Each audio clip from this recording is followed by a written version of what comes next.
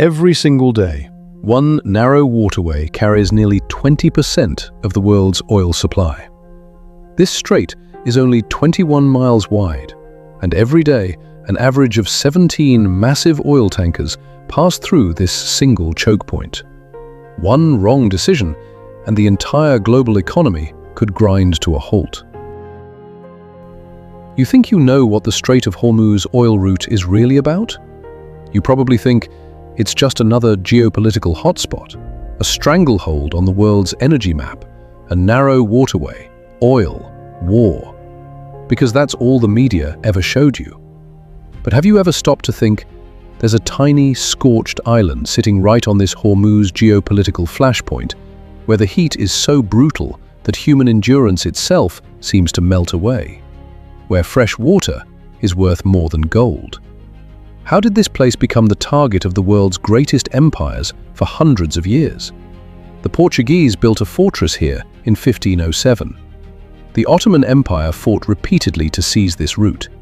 The British built a naval base here to protect their trade.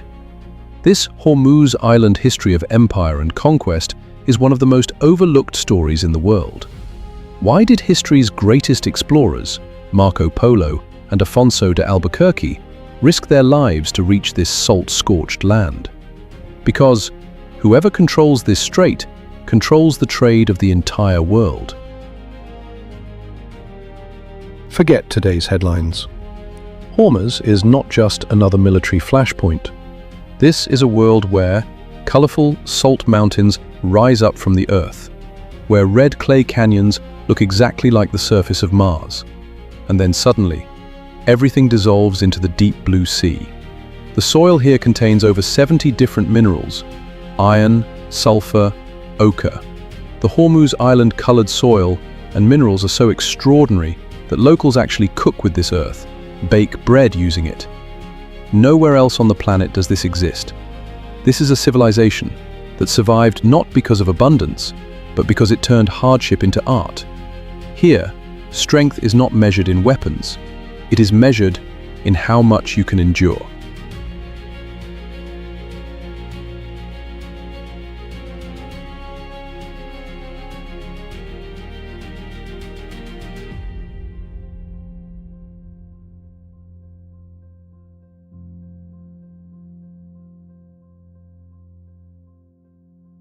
Coral reefs. The Persian Gulf is a place where by every scientific rule, no coral reef should be alive. Water temperatures here reach nearly 96 degrees Fahrenheit in summer. At that heat, coral dies everywhere else on the planet. But here, the coral doesn't just survive, it has slowly transformed itself through thousands of years of adaptation. Scientists now call them supercorals. The Persian Gulf coral reef survival story is unlike anything else in marine biology. They survive temperatures that would kill any other reef on Earth. Researchers worldwide are now studying them, because the secret to surviving climate change may be hidden inside these supercorals that have already beaten the odds for centuries. These reefs are now home to over 700 species of fish. This isn't just nature, it's a living, breathing ecosystem. But right now, oil pollution, heavy maritime traffic, and human interference are pushing this entire system toward collapse.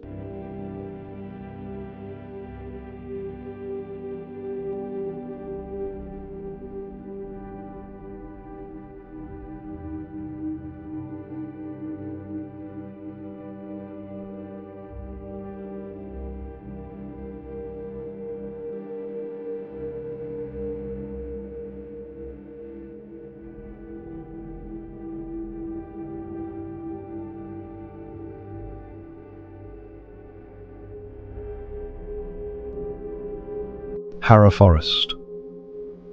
Off the coast of Keshem Island lies one of the world's most unusual forests, the Hara Mangrove Forest.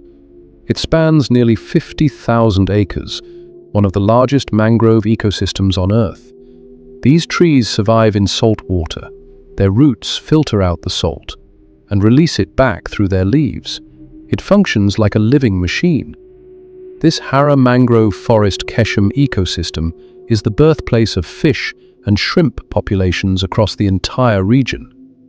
In winter, over 80 species of migratory birds arrive here, including flamingos.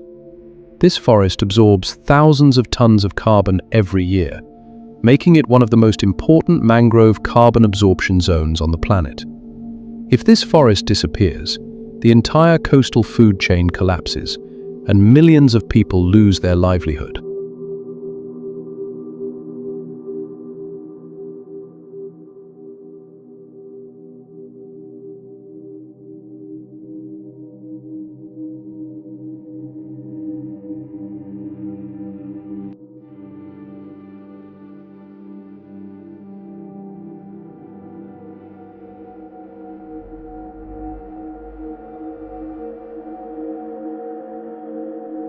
Hormuz Island, just 18 square miles of land, but beneath it lies 570 million years of history.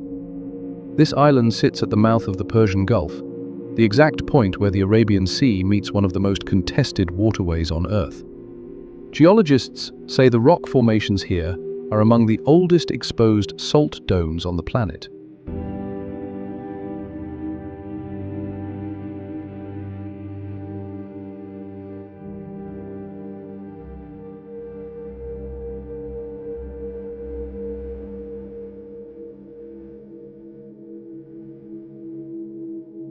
Red, yellow, white, purple. The colors of the earth here look like a living painting. This is one of Iran's most visually stunning, yet least visited destinations in the Persian Gulf. But these colors are not just beautiful, they tell a story. The red comes from iron oxide, the yellow from sulfur deposits, the white from pure salt crystals, and the purple from a rare mineral found almost nowhere else on Earth. Locals grind this colored soil into powder and use it as a spice called golak, a tradition passed down for centuries. Only about 6,000 people call this island home. Fresh water is almost non-existent. The island has no rivers, no lakes, no natural springs. Every drop of drinking water is either shipped in by boat or pulled from the air through desalination plants. Summer temperatures exceed 122 degrees Fahrenheit. The humidity makes it feel even worse. There are days when stepping outside feels like opening an oven door.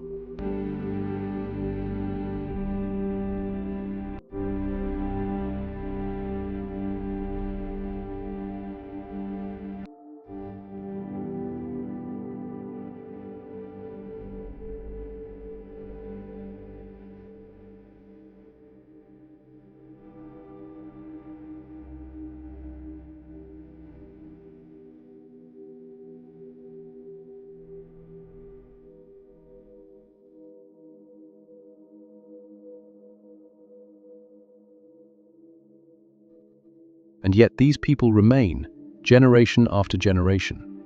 Why? Because this island was once one of the most powerful trading ports in the medieval world. In the 13th and 14th centuries, merchants from China, India, Africa, and Europe all passed through Hormuz Island to trade silk, spices, pearls, and gold. Marco Polo described it as a city of enormous wealth, a crossroads of civilizations. The pearl diving industry alone once supported thousands of families here. Divers would descend without oxygen tanks, holding their breath for up to 2 minutes, in waters filled with sharks and jellyfish. This was not a job. This was a way of life. Right beside them, massive oil tankers pass every single day, carrying nearly 20% of the world's energy supply through the Persian Gulf oil shipping route that keeps the global economy running. The same waters where pearl divers once risked their lives now carry supertankers the size of skyscrapers, floating cities of crude oil heading to fuel factories, cars, and power plants across America, Europe, and Asia. In this one place, on one side, the quiet daily life of ordinary people. On the other, the engine of the entire world. A 6,000-person island holding the fate of billions in its waters.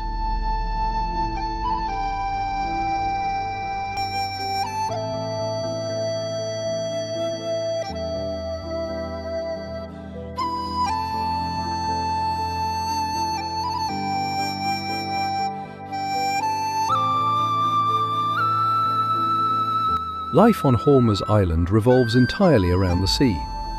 For generations, fishermen here have sailed out into the turquoise waters of the Persian Gulf using traditional nets and small wooden boats, the same way their great-grandfathers did.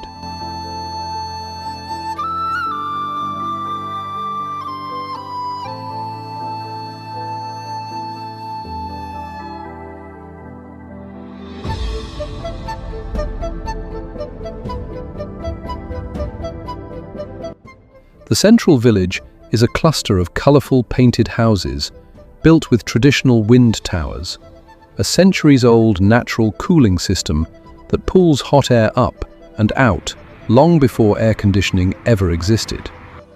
The women of this island are immediately recognisable. They wear vibrant, heavily embroidered robes and a traditional face mask called the bork, not just a cultural symbol, but a shield against the brutal sun and the biting salt air. When the fishermen return each evening, the kitchens come alive. Fresh fish and shrimp cooked in turmeric, tamarind, and dried lime, a spice combination found nowhere else on Earth. And the most unusual dish of all, surach, a recipe made with the island's own red soil, a flavor the rest of the world has never tasted. When the sun goes down and the heat finally breaks, African rhythmic music drifts through the village. Centuries ago, African traders passed through this island. They left, but their music never did.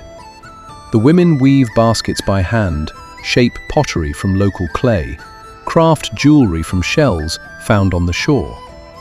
This is not just art. This is how families survive. This is Hormuz Island.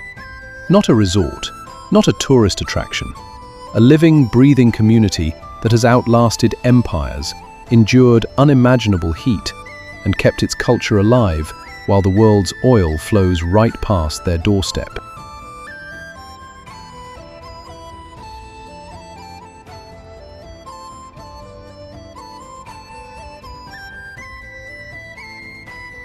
Hormuz is a place where survival is never easy.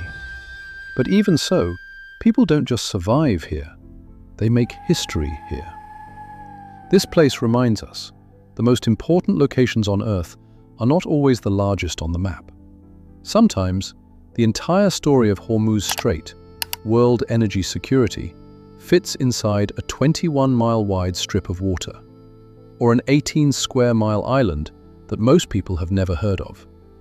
This place may not be the edge of the world, but it could be, a preview of our future. The final question is simple. Are we truly reading this signal? Or are we just looking, but not seeing anything at all? If you want to understand the hidden forces shaping our world, the kind of Hormuz Geopolitics documentary content you will never find on the evening news, subscribe right now. Because if you don't, you're missing everything.